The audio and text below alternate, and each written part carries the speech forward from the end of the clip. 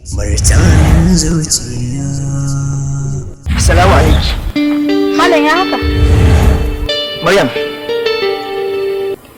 ya kamata a ce ki tsaya ki ji abin da yake raina. Ba komai ne a ranka ba, banda zancen soyayya, kuma na gaya maka ni ba zan iya soyayya da kai ba.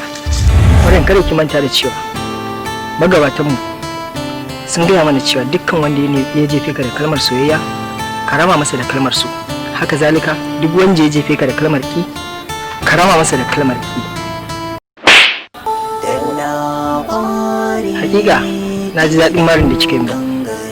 Hakan shi ya tabbatar min da cewa zan ci nasara zuwa gaba.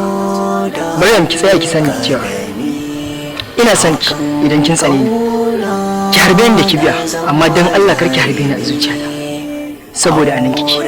Kuma ina son ki, ba zan taɓa daina son ki ba.